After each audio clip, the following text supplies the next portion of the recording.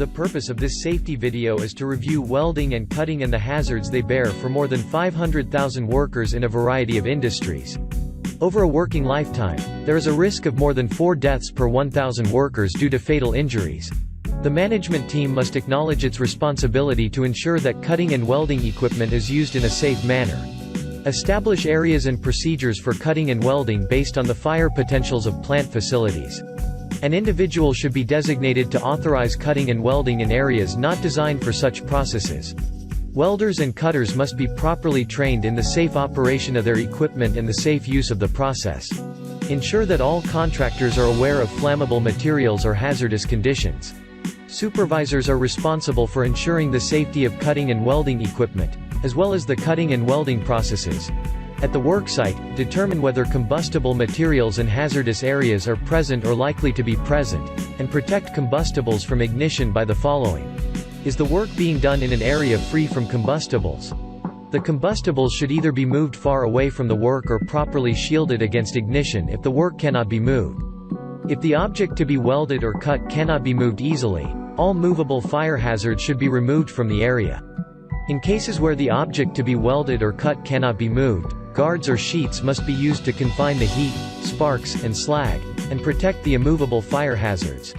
Where cutting or welding is done near walls, partitions, ceiling, or roof of combustible construction, fire-resistant shields or guards must be provided to prevent ignition. Where practicable, all combustibles must be relocated at least 35 feet from the worksite. If the requirements for fire hazards and guarding cannot be followed, then welding and cutting must not be performed.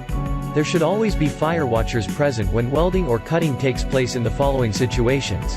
A fire watch must be maintained at least half an hour after the welding or cutting operation was completed. Where practicable, all combustibles must be relocated at least 35 feet from the worksite. Sparks can ignite nearby combustibles that are more than 35 feet away and are adjacent to the opposite side of metal partitions. Welding and cutting should not be performed in restricted areas, in buildings without sprinklers, surrounded by explosive atmospheres, and in areas with large quantities of exposed, readily ignitable materials. When hot work is to be performed in confined spaces, ventilation, securing cylinders, lifelines, electrode removal, gas cylinders and warning signs addressed. Gas cylinders and welding machines must be left outside any confined spaces where welding or cutting is being done. To prevent accidental movement, heavy portable equipment mounted on wheels must be blocked securely before use. Inside buildings, cylinders must be stored in a well-protected, well-ventilated, at least 20 feet from highly combustible materials, and kept away from radiators and other sources of heat. Empty cylinders must have closed valves. The personal protective equipment includes goggles or other suitable eye protection that must be worn during gas welding or oxygen cutting operations.